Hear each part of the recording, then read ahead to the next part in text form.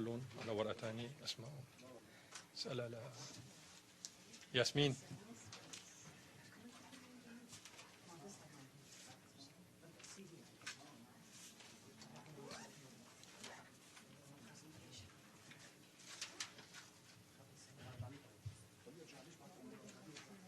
لا اتركوا. Ladies and gentlemen, good morning.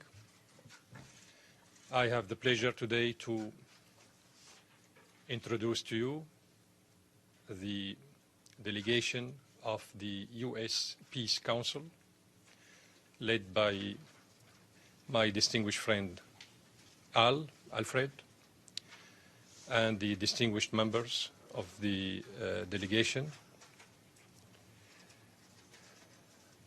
They are here today to brief you on their latest visit to Damascus recently and to Syria. They had a fruitful and successful visit in Syria. I wouldn't elaborate too much on it. The details will come directly from the horse's mouth.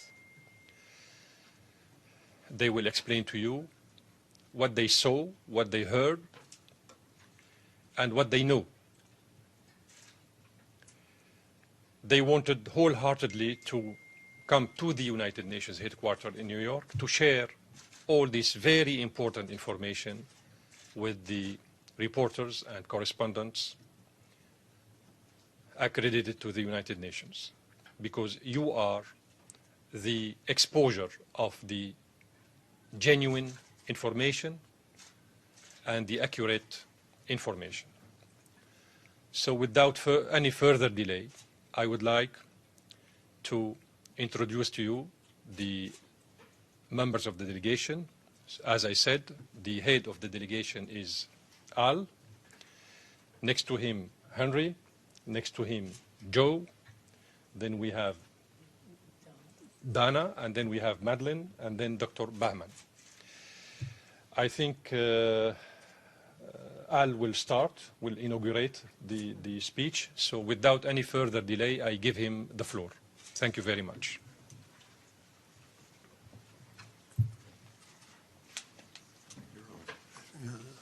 It's on. Thank you, Ambassador. Thank you very, very much. And thank you all for coming to hear our presentation. I'm Alfred Martyr, and I'm president of the U.S. Peace Council. It was quite evident to us over the several years that what we were hearing and reading from the press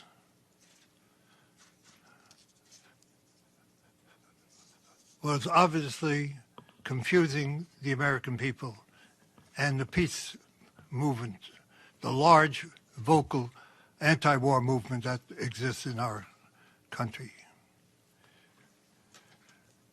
We saw the same pattern of every other invasion, where the leadership of the country was demonized and therefore used as an excuse to intervene in the internal affairs.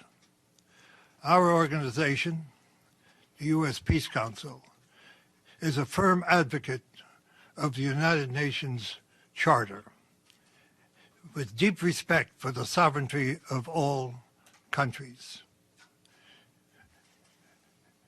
respecting the rights of the peoples of those countries to determine their own destiny.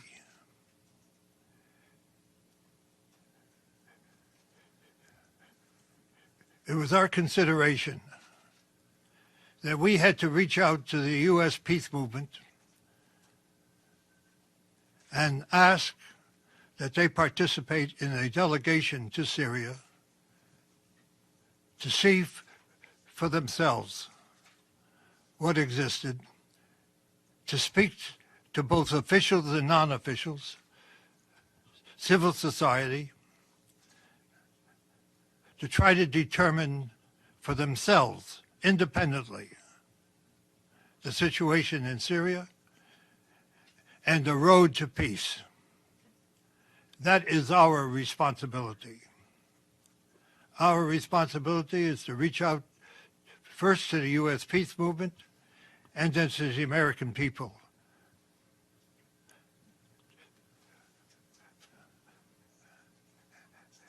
The campaign to confuse the American people has been intense. And it is our purpose to try to bring some light, some understanding, which can perhaps lead to the American people demanding an end to the intervention and peace in Syria. We reached out to many peace organizations in our country to try to get a broad delegation to go. I would be less than honest if I did not say that some did not come because they were fearful of going into a war zone. Others demonstrated the confusion that does exist because of reading the propaganda and the barrage of, unfortunately, the media, which gives such a one-sided story. We feel we have that obligation. And it's a tribute to those who went, that they overcame those obstacles and agreed to go, and may I point out, paid their own way to go. So I would like to first introduce the co-leader of the delegation, a member of the Executive Board of the U.S. Peace Council, Dr. Henry Lowenthorf. Thank you, Al. Thank you, Ambassador. Our delegation was co-led by Jerry Condon, who's the Vice President of Veterans for Peace. He's not able to be here. He's active right now in Seattle, Washington, where he lives, in that area. Two other members of the delegation are unable to be here.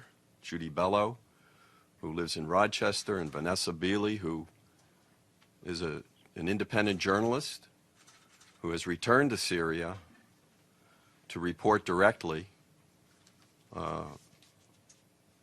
what she is seeing as she investigates further the truth of what's happening in Syria. I think what Alfred said is so true. We are fighting a mass of propaganda that has demonized the Syrian government, demonized its leaders, an effort that precedes every other intervention that the United States has made over the course of many, many decades in order to convince people that it's okay for quote-unquote humanitarian reasons to overthrow a government and to replace it with whatever. The United States prefers a government that is not independent, that is a willing participant in what the whatever U.S. policy is. So what we saw in Damascus and what we saw in the two villages we visited outside Damascus belies the propaganda that has overwhelmed us. It's hard. It's hard for even those of us who have been in the peace movement for a long time. It's hard for us to ignore this propaganda. It is so well orchestrated. We spoke to members of industry, the Chamber of Industry. We spoke to leaders in the student union, the National Student Union. We spoke with NGOs that are involved in taking care of the orphans of those who have died in this war on both sides. They don't discriminate. Orphans are orphans. Whatever side they were fighting on, these young people have to be taken care of. We spoke with an NGO that trains women who don't have a skill in sewing because they lost the breadwinner in their family. We spoke to an NGO where they're trying to deal with reconciliation and trying to make sure that supplies get to those areas of the country that are under the control of the terrorists, the mercenaries. And we make a distinction between opposition, the political opposition with whom we also met, and the terrorists and the mercenaries with whom we did not meet. We met people in Syria who work nonviolently to bring about change. We learned of their efforts to bring about change, working in opposition to the government, working with the government, but nonviolently. We met with government officials. We met with the Minister of Administration. We met with the Ministry of Health. We met with the Minister of Reconciliation. A whole approach to bringing back those Syrians who have, for one reason or another, joined the mercenaries and the terrorists. And my fellow delegates will speak, I think, about some of the details of these. But I want to give you just an overview of whom we met with. We saw for ourselves the damage that was done to the university. Even while we were there, a shell fell into the School of Architecture, killing students and faculty. And the students themselves were rebuilding the damage. We saw villages that are basically Christian villages that have been besieged by the terrorists but have now been liberated. And the damage done to a shrine in a village called Malula, which is a village where they still speak Aramaic, the language of Jesus, and the attacks on the Christian population.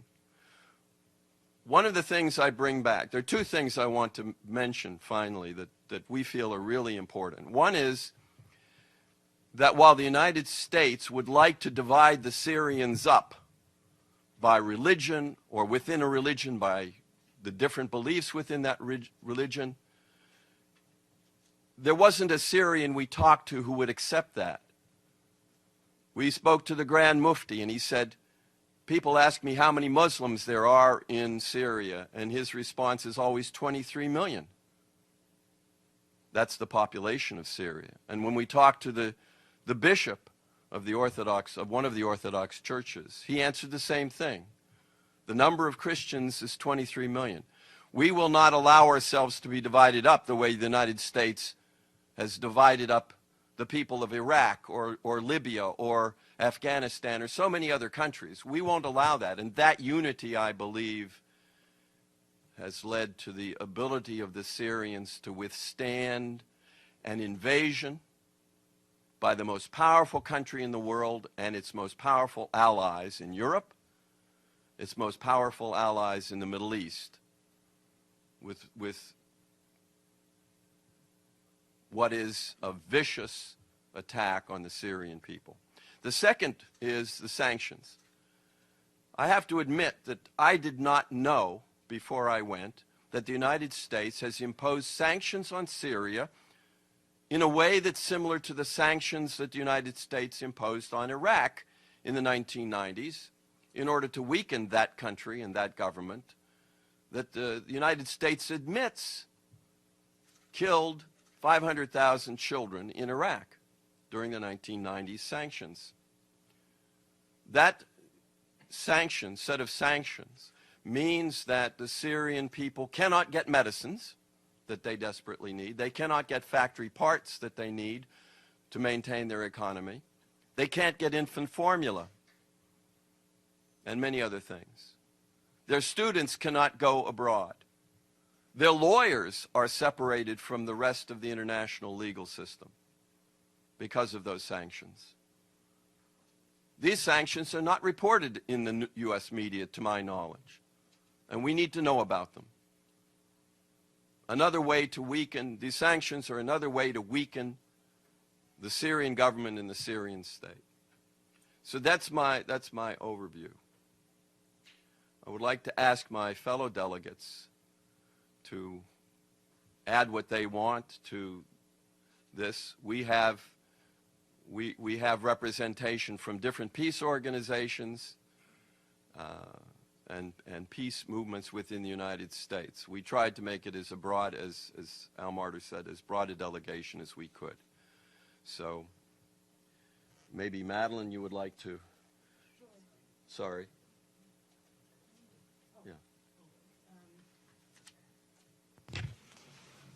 My name is Madeline Hoffman. I'm the director of New Jersey Peace Action. I went as an individual representing myself, but I've been a peace activist for 16 years. And I went because I felt that, I went to Syria because I felt that it was important to learn from the Syrian people themselves what was actually happening in Syria, because there has not been enough of or a focused enough response by the peace movement in the United States to what's been going on in Syria. And I can't add a whole lot to what Henry and Al have said, but I want to make this one particular point because I think it's very important and it gets to the core of everything that's going on. This is not a civil war in Syria. That's probably the first thing we heard, and we heard it over and over again. It is not President Assad against his own people. It is President Assad and the Syrian people all together in unity against outside forces, outside mercenary forces, terror organizations, the names change every day or every other day to try to protect their identity and maybe keep the connection between the country that funded it and that group kind of a little bit more nebulous. But there are groups, mercenary forces, supported by Qatar, Saudi Arabia, Turkey, the United States, and underneath it, Israel, the state of Israel. And these outside mercenary forces are the ones that are terrorizing the Syrian people and are attempting to divide the Syrian people. I remember when the U.S. invaded Iraq, our organization was against it well before the invasion ever began. But once the invasion was over and the United States was setting up a government, we talked to many Iraqis who said, we're not Sunni and Shia, we're not Sunni, Shia, and Kurds, but the United States is trying to divide us that way. And we got exactly the same message when we were in Syria. We are Syrians, as Henry said before, whether you're Christian, Muslim, or other, you're Syrian, and that's one of the things that's enabled the Assad government to withstand 5+ years of this kind of outside attack. When Saddam Hussein, when it was time for the U.S. to unseat Saddam Hussein, after years of sanctions and 2 wars, he fell like that. When it was time, the United States decided time for Gaddafi to go, he fell like that. But when it was time, the United States decided it was time for Assad to go, he did not fall. And why? Because he has the support of 23 million Syrian people, and it was more before all these refugees were created and refugees were sent around the world. The whole idea of regime change, the policy of regime change, if you will, it's illegal under international law. The United States has no right to do that. The United States has no right to decide for the Syrian people who their government leaders should be. And so during my time there in Syria, I felt that over and over again. Who are we? Why are we presuming to know what's best for the Syrian people? And The other part of this that I think people in the United States need to know is that the Assad government provides free health care, free universal health care to everyone. It's a mission, it's part of the government's mission. Free education for everyone, from primary school all the way through even to university and medical school. And we met with one person, when we met with this one particular person from the nonviolent opposition, we asked him, well, tell us, what are some of your grievances with the Assad government? And he said, well, you just heard that it costs about $50 a year for people going to medical school. We think that's too high. I mean, he was being somewhat facetious, of course, but these are the kinds of policies that our citizens here in the United States are calling for: tuition-free college, universal health care. So the Assad regime, the Assad government, excuse me, is in the business of doing this and providing this to the people. And without a doubt, even the nonviolent opposition parties who had issue with issues of democracy or corruption prior to 2011, everyone has thrown themselves in behind the Assad government, because that's the best hope, the best bet for the Syrian people. And so lastly, I think I want to echo what Henry said, that to a person, people asked that the sanctions be lifted, because those sanctions, while we were there, somebody came and said a certain pharmaceutical company, which name I forget at the moment, was refusing to send childhood immunizations from the United States to Syria, causing great harm to Syrian people. It's not how this country or any country should act within the world community. So the sanctions, as we've learned many times, do not hurt the governments they're intended to hurt. They hurt the people, and so they need to be lifted.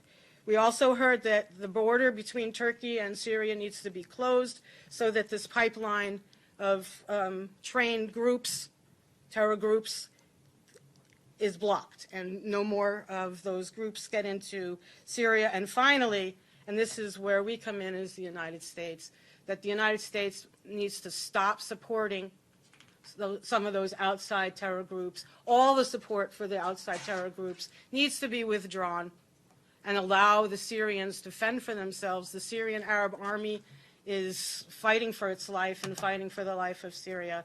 And we need, as a country, to acknowledge our role, what we are doing to cause harm and destruction to the Syrian people, and we need to stop it, and we need to stop it now. And that's why one of the reasons, one of the things I'll be saying over and over again since my return from Syria. So, that's me. Donna. Did Donna want to speak first? Bauman, do you want to say something? No. Donna wanted to. Okay, my name is Donna Nassor. I have been a human rights and peace activist for as long as I can remember. I'm not going to tell you how many years, because then you'll know how old I am. I was honored to be asked to be part of this delegation, and I am grateful that I had the opportunity to go and see for myself, to sit face to face with the Syrian people, to share this time with this delegation so that we can all work together, coming back in cooperation to try to bring the message and the truth back to the United States. As an American citizen, it is shameful for me to admit what my government is doing in the sovereign country of Syria. We have no right to impose these illegal sanctions. In fact, these sanctions, allegedly, the government says are against the government of Syria. But in fact, it's against the people, civil society, people who are attempting to maintain the infrastructure, the health care, the safety of all Syrian people.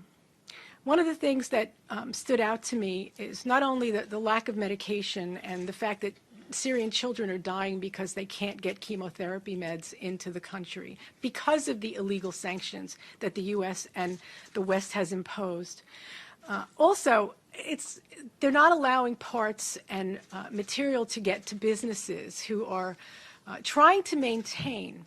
And they're trying to maintain for more than one reason, and not just to continue to make money, but to employ people.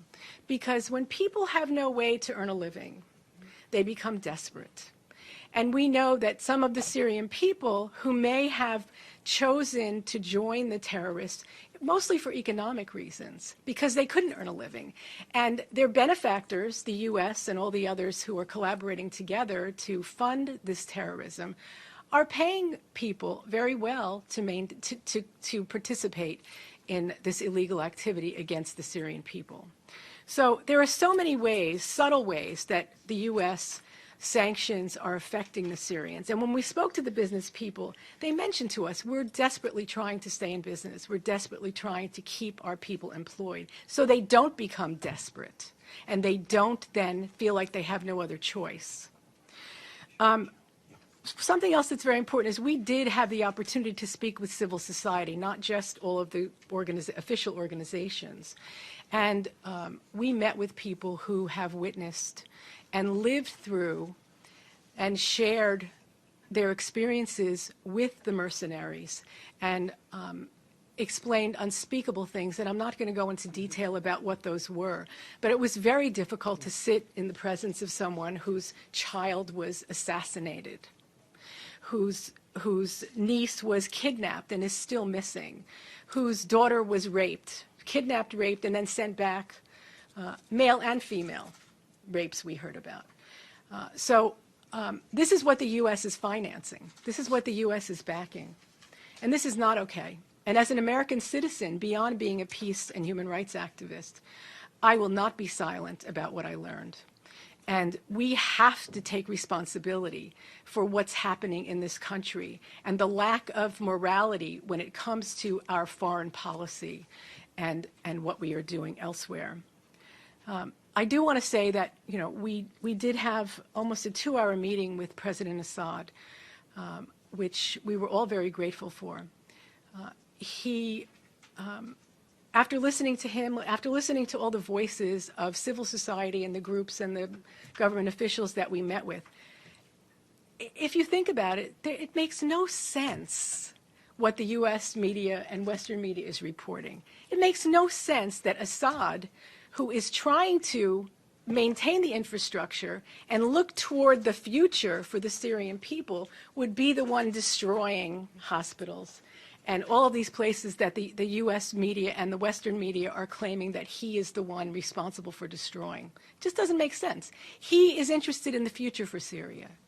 He told us flat out, you know, when this is over with, we can have another election. If they don't want me, they don't want me. That's fine. But for now, I've been elected to lead this country, and that is what I will do.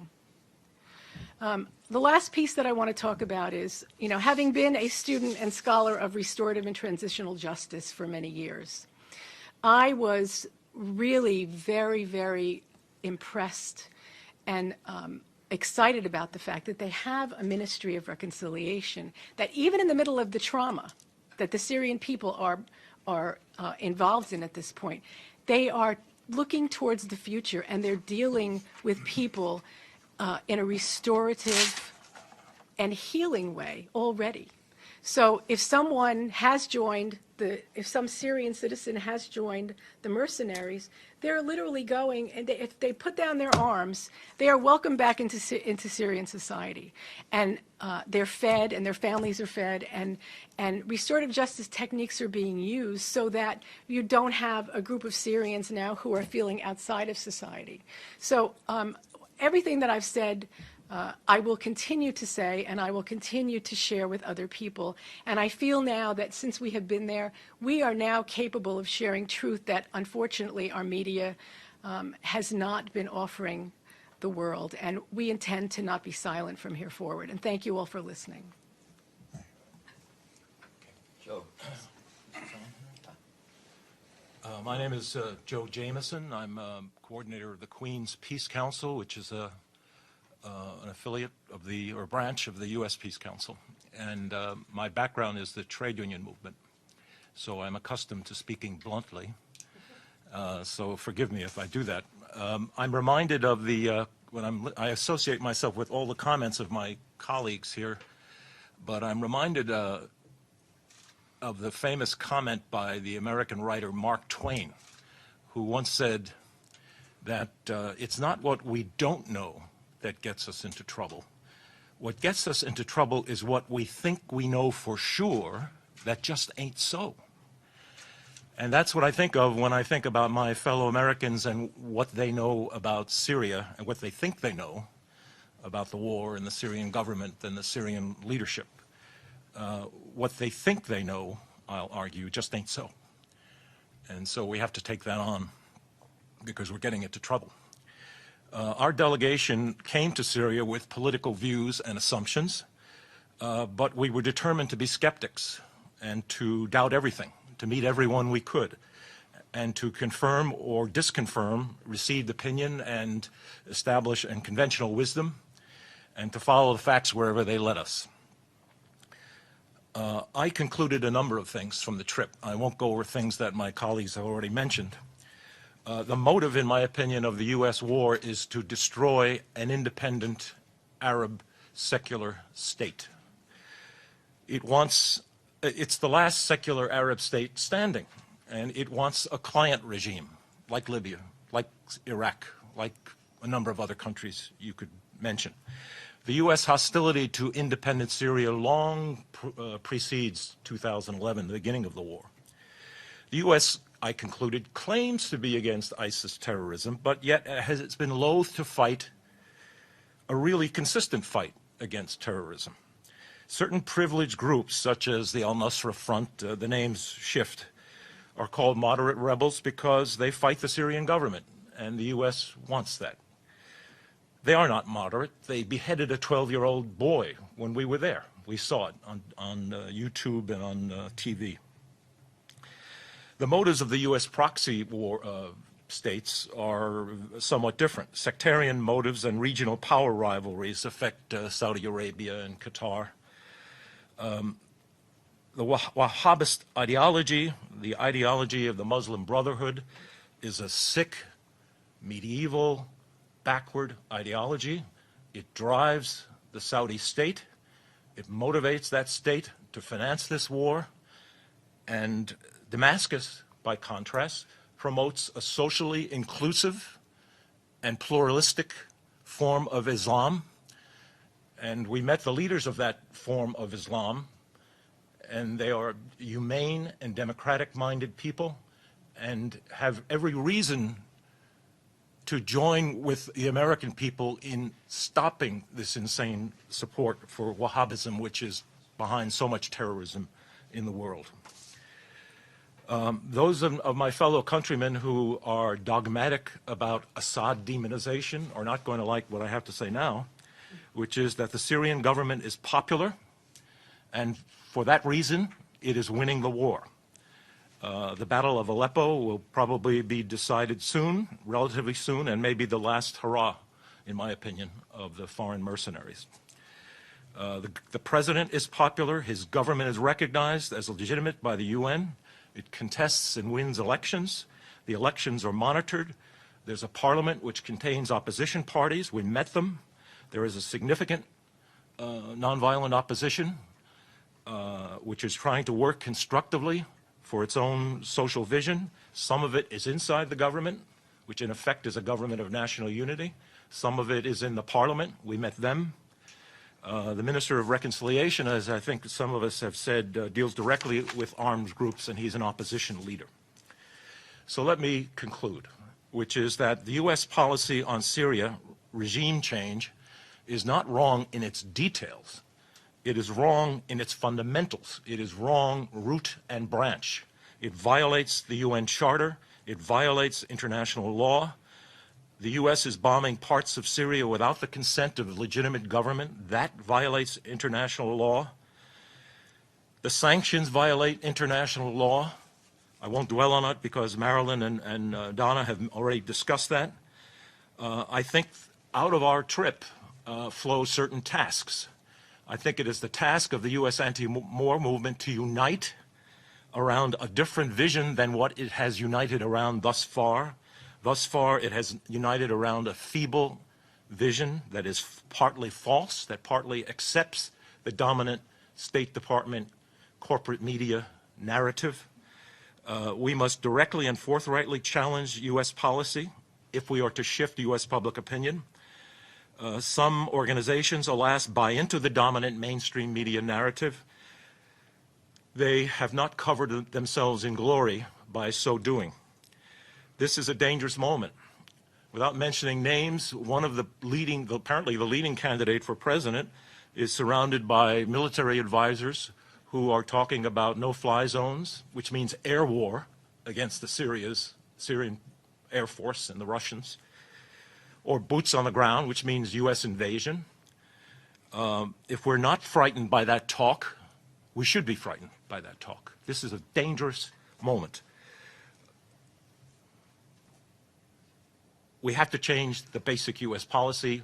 We need to have a different kind of anti-war movement, and we must begin to shift U.S. public opinion. Thank you.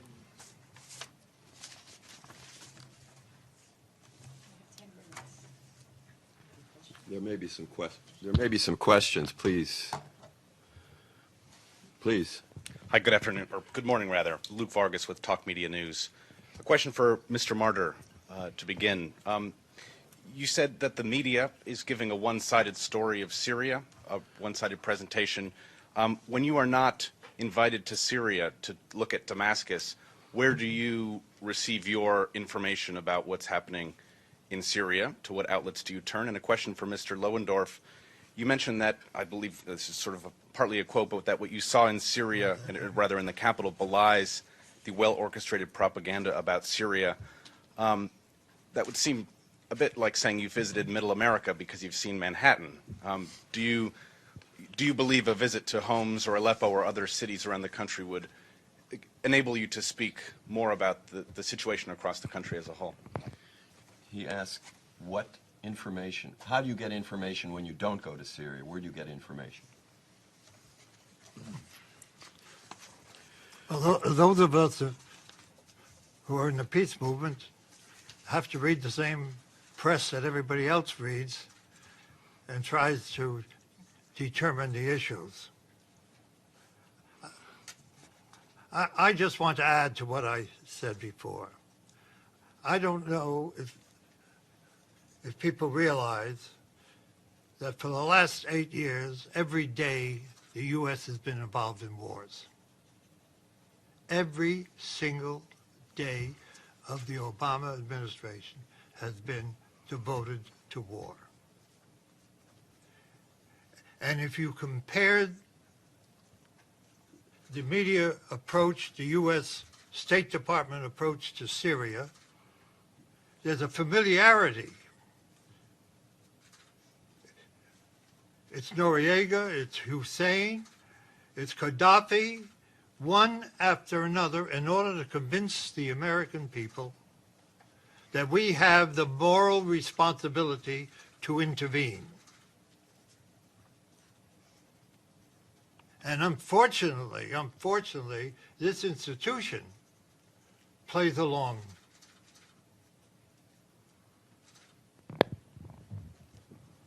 with it. This is not accidental. This has confused some of my dearest allies and friends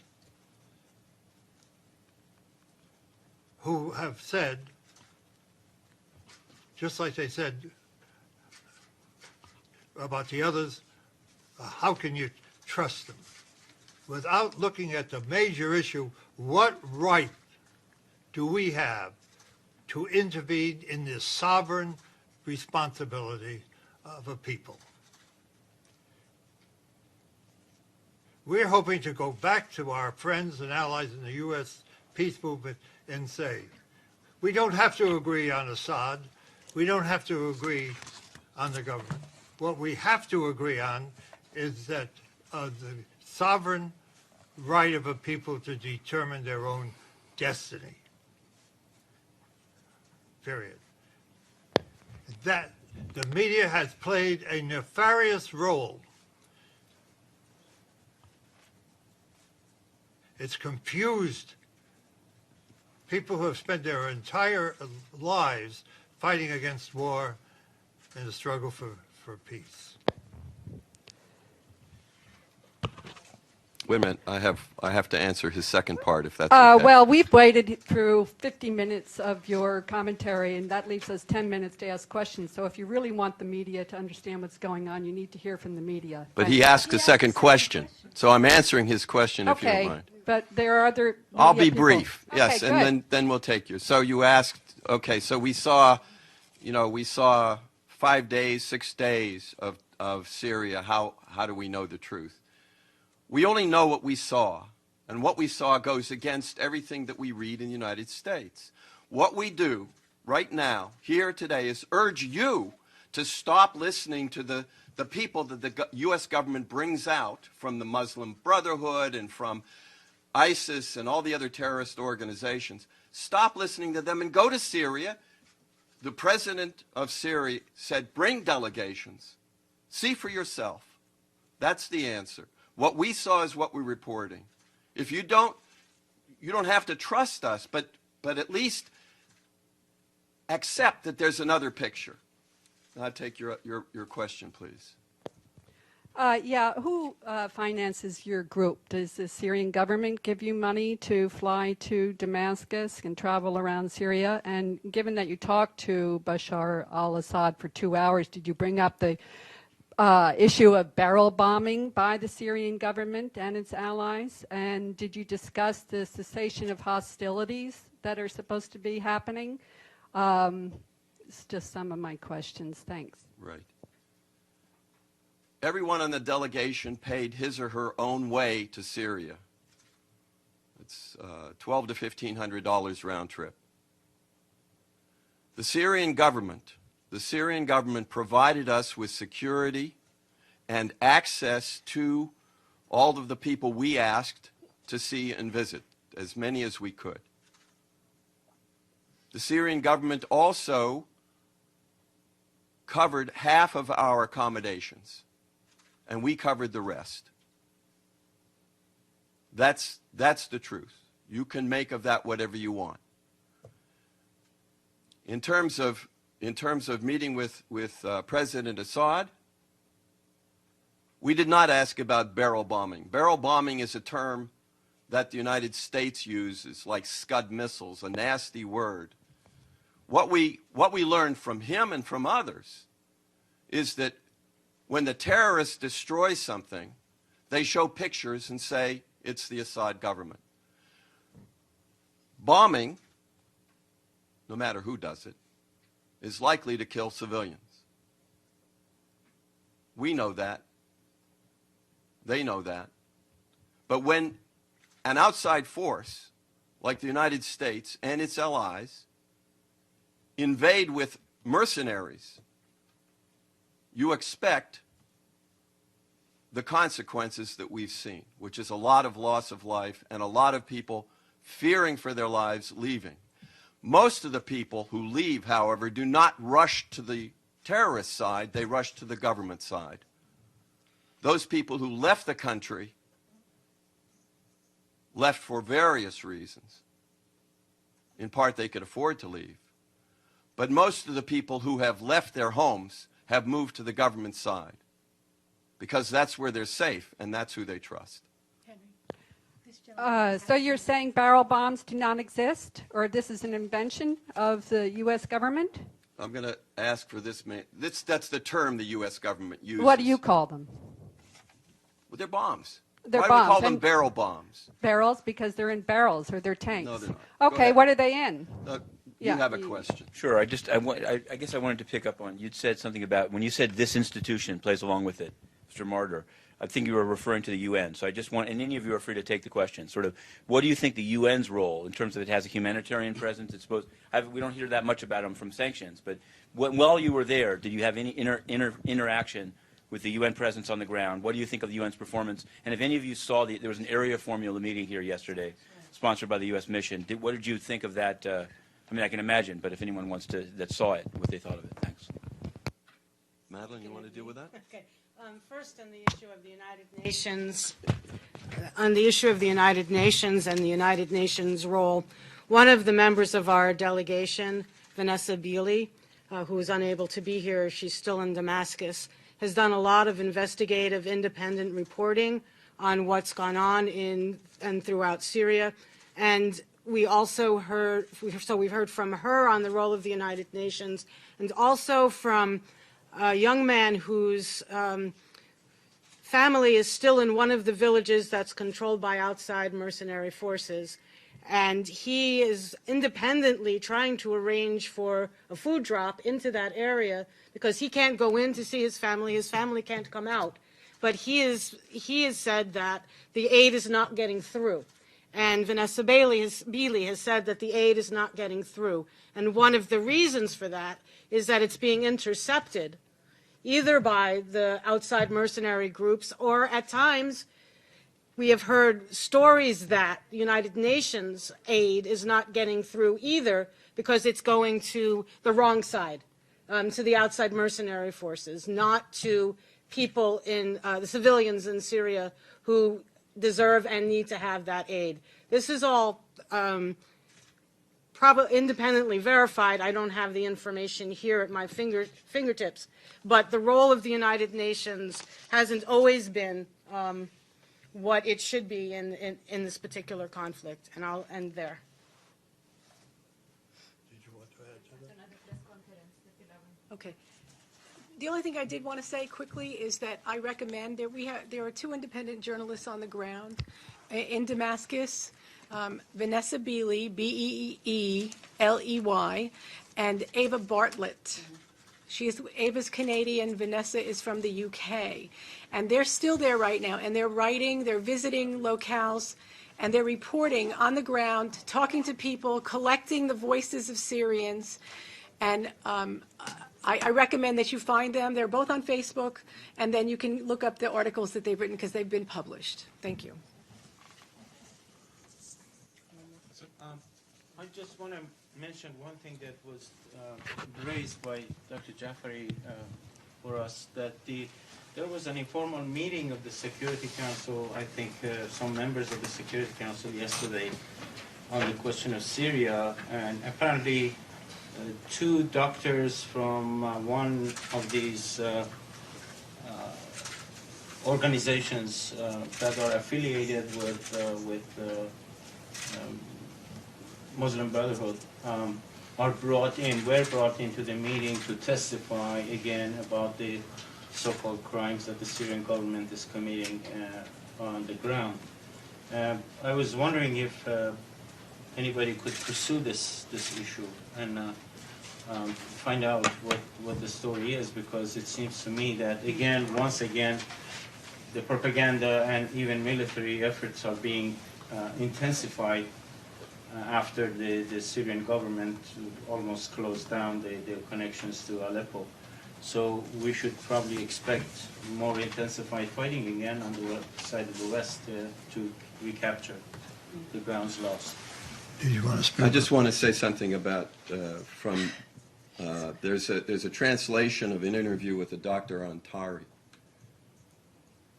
who lives in Aleppo. He lives in the government-controlled part of Aleppo. Most of us weren't aware that the government actually has most controls and protects most of Aleppo, and the terrorists have a smaller portion. And we hear only about and from the terrorist-controlled side. But Dr. Antari, you can find the interview if you search for Vanessa Beeley and the interview. But you had a question, please. We can't. All right. But maybe if you're available, we're available to speak if you want to continue this discussion.